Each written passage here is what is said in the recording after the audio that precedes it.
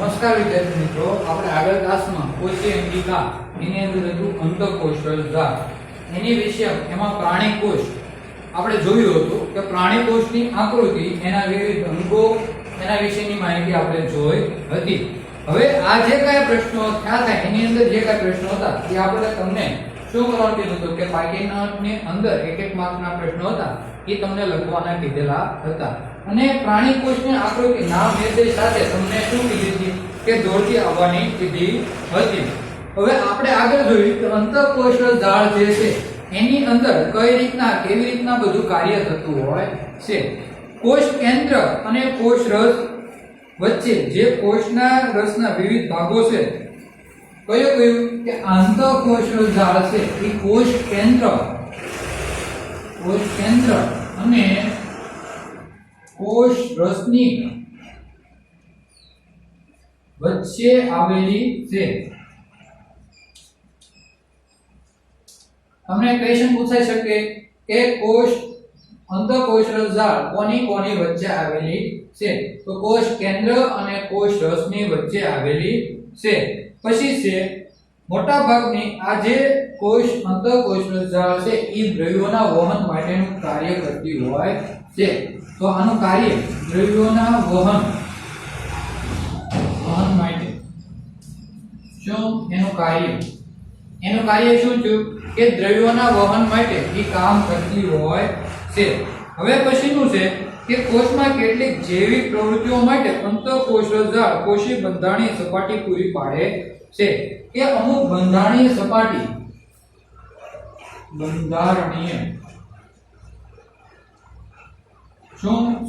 પૂરી પાડે છે. તો યાદ રાખવાનું કે અંતઃકોષરસ ઝાડ છે એ બંધારણીય સપાટી અમુક કાર્ય કરવા માટે બંધારણીય સપાટી પૂરી પાડતી હોય છે. શું કરવા માટે? કે કાર્ય કરવા માટે. તો આ તમારે એના અંદરના મુદ્દા છે, એ મુદ્દા તમારે કેવી રીતના ક્રમશઃ લખતા જવાના. હવે કોષની કેટલીક જૈવિક પ્રવૃત્તિ માટે અંતઃકોષરસ ઝાડ બંધારણીય સપાટી પૂરી પાડે છે. શેર એ શું છે?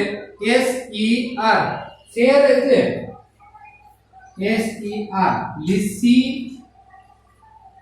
અંતઃકોષરસ ઝાડ છે. શેર શું છે? એનું ફૂલ ફોર્મ સ્મૂથ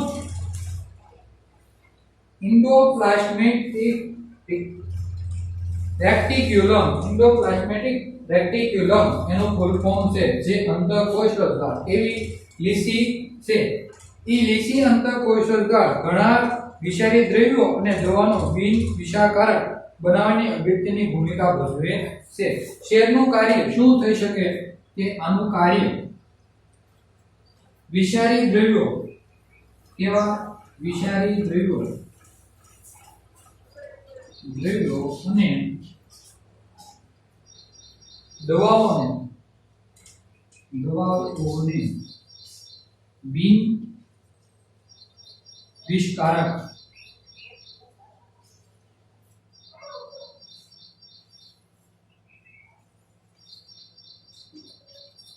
બનાવે. કે આ જે શેર એટલે લીસી અંતઃકોષરસ ઝાડ છે એ વિષારી દ્રવ્યો અને દવાઓને બિન વિષકારક બનાવવાનું કાર્ય કરતી હોય છે. તો ક્વેશ્ચન એવું પૂછાઈ શકે કે શેર જે છે એનું કાર્ય શું છે? કે વિષારી દ્રવ્યો અને બિન વિષકારક દવાઓ બનાવવાનું કાર્ય કરતી હોય છે. કોણ? શેર. હવે આપણે આગળ જોઈએ કે એની અંદર વનસ્પતિ કોષ કે વનસ્પતિ કોષ અંતઃકોષરસ ઝાડની અંદર વનસ્પતિ કોષ કઈ રીતના કાર્ય કરતું હોય છે એના માટેનો ક્વેશ્ચન એક છે. ક્વેશ્ચન વનસ્પતિ કોષની નામ નિર્દેશન સાથેની આકૃતિ દોરો. ક્વેશ્ચન આવો છે કે વનસ્પતિની એનો જે વનસ્પતિનો કોષ છે એના વિશેની આકૃતિ નામ નિર્દેશ સાથે દોરવાની છે. તો આપણે સૌપ્રથમ કઈ રીતના આખી પ્રવૃત્તિ કરવાની છે એના વિશેનો અભ્યાસ તમને શીખવાડું.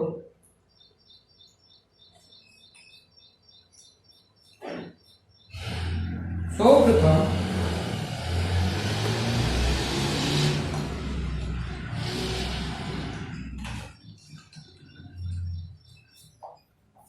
વનસ્પતિ કોષ માટે આવી રીતે આકૃતિ દોરવાની છે. તો આકૃતિ હું તમને દોરી બતાવું કઈ રીતના.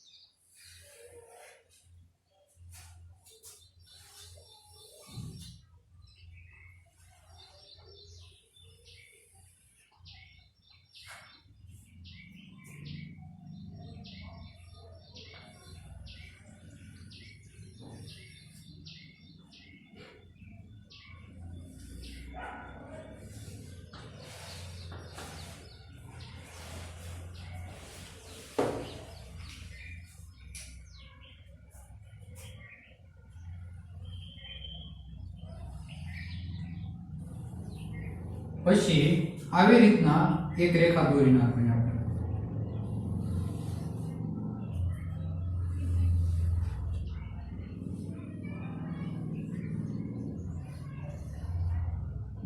કેવી ડબલ રેખા.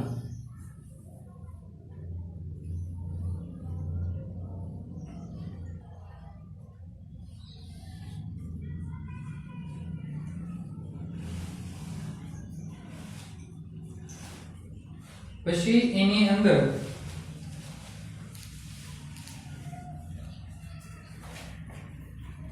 એક આવું મોટું કોષ કેન્દ્ર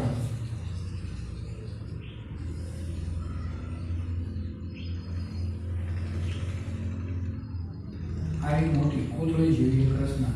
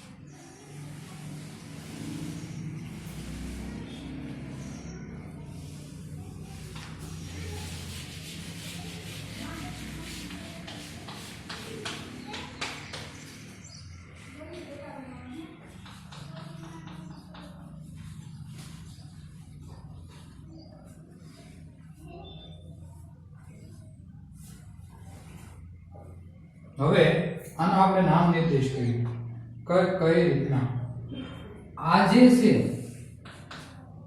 એ છે કણિકામય અંતઃકોશરજા કણિકામય અંતઃકોશરજા પછી બીજું છે આ જે છે એક જ જોવા મળે છે એ કેવી લીસી અંતઃકોશરજા પછી છે આ જે કાંઈ અંદર જે કાંઈ આવેલું છે એ બધું છે કોષરસ એને જો આવી રીતના તમે દર્શાવી શકો કોષરસને દર્શાવો તો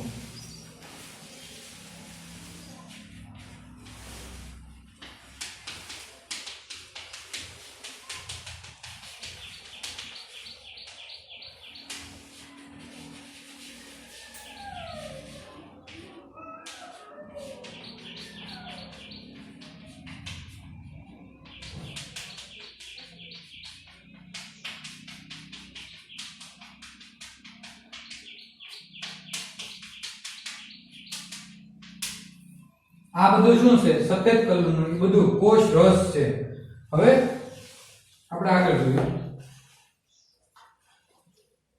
આ જે છે એ હરિત કણ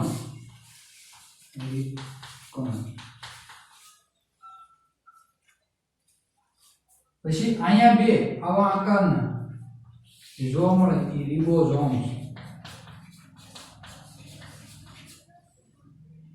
આ જે છે એ કર્ણાભ સૂત્ર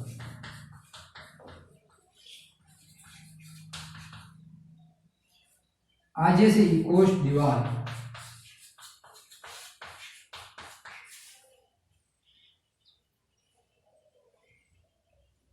આ જે છેલ્લું પડ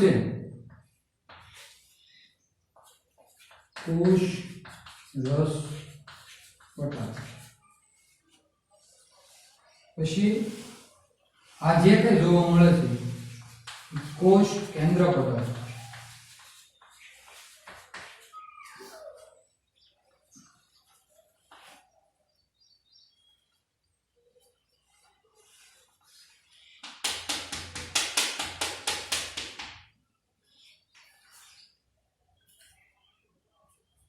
આ છે ગોલ્ગી પ્રસાધન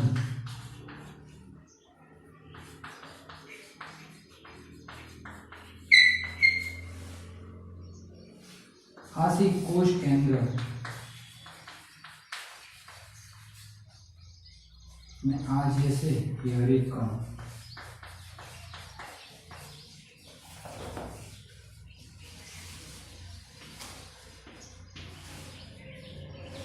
તો આ આખો કયો વનસ્પતિ કોષ છે વનસ્પતિ કોષની નામ નિર્દેશ સાથેની આકૃતિ સમજાવો તો આ જે કાંઈ છે એ લીસી અંતઃકોશ રસજાળ છે આ કણિકામય અંતઃકોશ રસજાળ છે આ હરિત કણ અને આ નીચે પણ આવેલું જે છે એ શું છે હરિત કણ છે પછી આ આખું કોષ કેન્દ્ર છે એની અંદર જે આ દિવાલ આકારનું આવેલું છે એ કોષ કેન્દ્ર પટલ છે આ જે થપ્પી આકાર જેવી રચના છે એ ગોલ્ગી પ્રસાધન છે કોષરસ પટલ હંમેશા કોષની બહાર આવેલું આવરણ કોષરસ પટલ અને એની જાડી આકારની જે છે એ દિવાલ એ કોષ દિવાલ છે કર્ણાભ સૂત્ર નીચેની તરફ કોષ કેન્દ્રની નીચેની તરફ અને રિબોઝોમ્સ એની ઉપર તરફ આવેલા હોય છે અને જે કાંઈ અંદર રહેલું આ જે કાંઈ જે પ્રવાહી જેવું છે એ કયું છે કોષરસ છે તો તમને પ્રશ્ન પૂછાઈ શકે વનસ્પતિ કોષની આકૃતિ નામ નિર્દેશ સાથે સમજાવો અથવા તો દોરો તો દોરવાનું કે તો આ નામ નિર્દેશ સાથે આખી વનસ્પતિ કોષને આપણે આકૃતિ દોરવાની રહેશે પછી તમને પેપરની અંદર બીજું આ આખી આકૃતિ આપેલી હોય અમુક ભાગ જ પૂછાવો કે આ ભાગ શેનો છે આ ભાગ શેનો છે આ શેનો ભાગ છે એ તો તમારે નામ નિર્દેશ કરવાના રહેશે તો આ આકૃતિ આખી પાકી નોટની અંદર એક વખત અને રફ બુકમાં એક વખત દોરતાવાની રહેશે હવે આપણે આગળ જોઈએ આખો વિડિયો સ્ટોપ કરીને આ આકૃતિ આખી નામ નિર્દેશ સાથે તમારે પાકી નોટ અને રફ નોટ બંનેમાં દોરી નાખવાની છે વિડિયો સ્ટોપ કરીને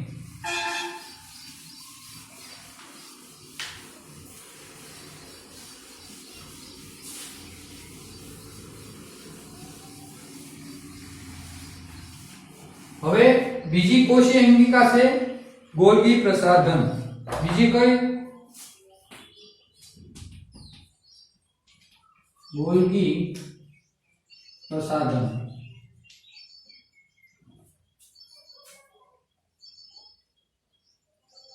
તો આ ગોલ્ગી પ્રસાધન સૌપ્રથમ વર્ણન એનું આ ગોલ્ગી પ્રસાધનનો પ્રશ્ન એવી રીતના પૂછાઈ શકે કે ગોલ્ગી પ્રસાધન વિશે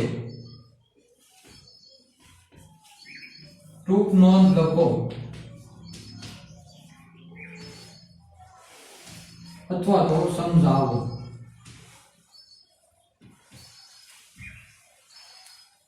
તો આવી રીતના પ્રશ્ન પૂછાઈ શકે કે ગોલ્ગી પ્રસાધન વિશે ટૂંક નોંધ લખો અથવા તો સમજાવો. તો ગોલ્ગી પ્રસાધન વિશે શું કર્યું કે એનું વર્ણન કેમિલો ગોલ્ગી, આનું વર્ણન કોણે કર્યું? Camillo Golgi. કેમિલો ગોલ્ગી નામના વૈજ્ઞાનિકે ગોલ્ગી પ્રસાધનનું આખું વર્ણન કરેલું છે. તે પટલ દ્વારા આવરિત તંત્રની બનેલી રચના છે. અને રચના કેવી છે? રચના પટલ દ્વારા આવરિત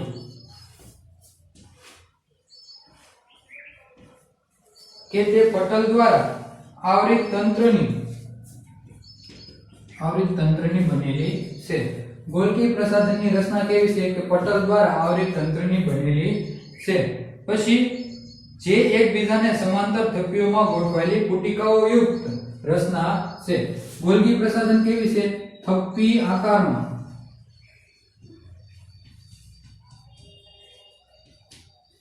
એકબીજા ઉપર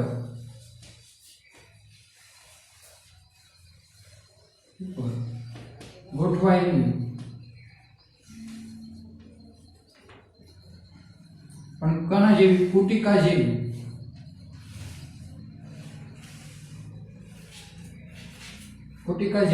રચનાઓની બનેલી હોય છે. તો આ આપણે લખી નાખવાનું. તે થપ્પી આકારમાં એકબીજા ઉપર ગોઠવાયેલી છે પણ પુટિકા જેવો આકાર ધરાવે છે. હવે આ જે આખી પુટિકાની રચના છે એને શું કહેવાય? આ આખી જેવી રચના બને છે એને સિસ્ટર્ની કહે છે. તમને ક્વેશ્ચન પૂછાઈ શકે સિસ્ટર્ની કોને કહે છે? કે આ જે ગોલ્ગી પ્રસાધન છે એ થપ્પી આકારમાં એકબીજા ઉપર પુટિકા જેવી રચના બનાવે છે જેને સિસ્ટર્ની કહેવાય છે. તો ક્વેશ્ચન છે સિસ્ટર્ની એટલે શું? એક માર્કમાં તમને વ્યાખ્યામાં પૂછી શકે કે ગોલ્ગી પ્રસાધન જે થપ્પી આકાર જેવી રચના બનાવે છે જેને સિસ્ટર્ની કહેવામાં આવે છે. તો વિડિયો સ્ટોપ કરીને એક માર્કનો પ્રશ્ન છે એ તમારે લખી નાખવાનો રહેશે. પછી આગળ આ પટલો કેટલીકવાર અંતઃકોષીય જાળમાં પટલ સાથે જોડાયેલા હોય છે. તેથી જે જટિલ કોષીય પટલ તંત્રના અન્ય ભાગનો બનાવતા હોય છે. કે આ જે પટલો છે અન્યત્ર ભાગ બનાવતા હોય છે. હવે આગળ ગોલ્ગી પ્રસાધન દ્વારા અંતઃકોષીય જાળ દ્વારા સંશ્લેષિત દ્રવ્યોનું પેકેજિંગ કરીને કોષની અંદર અથવા તો કોષની બહાર મુક્ત કરવામાં આવે છે. શું કે ગોલ્ગી પ્રસાધન છે, ગોલ્ગી પ્રસાધન આ અંગિકા જે અંતઃકોષીય જાળ છે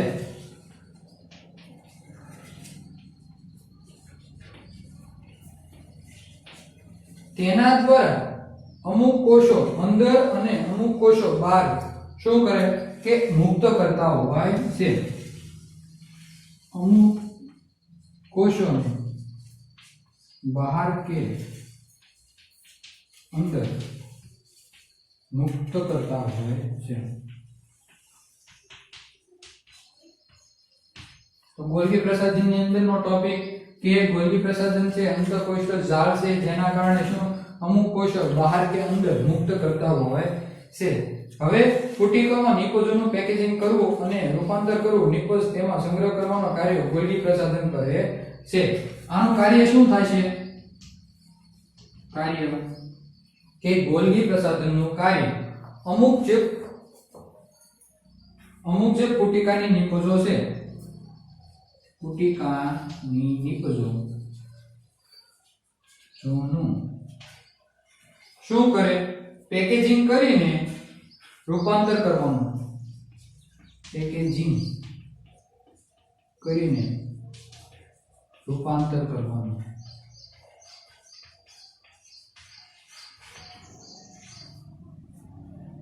અને તેઓનો સંગ્રહ કરવાનો, રૂપાંતર કરવાનું અને સંગ્રહ કરવાનો. એનું મેન કાર્ય કેવું હોય તો જે પુટિકાની નિકોઝો છે એનું પેકેજિંગ કરીને એનું રૂપાંતર કરે છે અને એનો સંગ્રહ કરે છે. તો ગોલ્ગી પ્રસાધનનું કાર્ય જણાવો. એક માર્કમાં પૂછી શકે, તમને ક્વેશ્ચન તરીકે પૂછી શકે કે ગોલ્ગી પ્રસાધનનું કાર્ય જણાવો. તો પુટિકાની નિકોઝોનું પેકેજિંગ કરીને રૂપાંતર કરવાનું કાર્ય કરે છે, પરંતુ તેનો સંગ્રહ કરવાનું પણ કાર્ય કરતા હોય છે. હવે ગોલ્ગી પ્રસાધન છે એ સરળ શર્કરામાંથી જટિલ શર્કરામાં નિર્માણ પણ કરતી હોય છે. તો આની અંદર લખવાનું કે ગોલ્ગી પ્રસાધન સરળ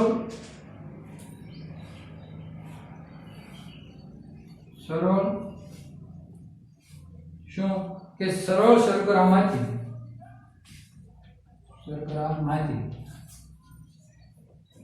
જટિલ શર્કરા બનાવતી હોય છે.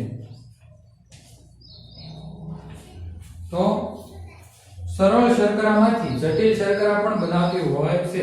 તેથી ગોલ્ગી પ્રસાધન લાઇસોઝોમના નિર્માણ સાથે પણ સંકળાયેલી છે. કે આ જે ગોલ્ગી પ્રસાધન છે એ કોના સાથે? લાઇસોઝોમ્સ સાથે સંકળાયેલી. તો અહીંયા બે ક્વેશ્ચન આજે આપણે જોયા. એક તો વનસ્પતિ કોષની આકૃતિ નામ નિર્દેશ સાથે સમજાવો. પછી છે ગોલ્ગી પ્રસાધન વિશે ટૂંક નોંધ લખો અથવા તો સમજાવો. એની અંદર મેં તમને જે એક માર્કના પ્રશ્નો કીધા એ તમારે રફ નોટની અંદર લખવાના. પાકી નોટની અંદર જે આખો ગોલ્ગી પ્રસાધનનો પ્રશ્ન પૂરો થાય એની નીચે ખાલી લખી નાખવાના કે શું સિસ્ટમની કોને કહેવાય છે. એવી રીતે મેં તમને જે પ્રશ્નો કીધા એ બધા તમારે પાકી નોટની અંદર નીચે લખી નાખવાના પ્રશ્ન પૂરો થતા. તો એટલું આપણે હોમવર્ક કર્યું હતું કે આ જે ગોલ્ગી પ્રસાધન છે ઈ અને વનસ્પતિ કોષ આ બંને જે કોષ છે ઈ આખા રફ નોટની અંદર તમારે નામ નિર્દેશ સાથે લખવાના રહેશે. અને વનસ્પતિ કોષની આકૃતિ બે વખત દોરતા આવવાની રહેશે. બસ અસ્તુ.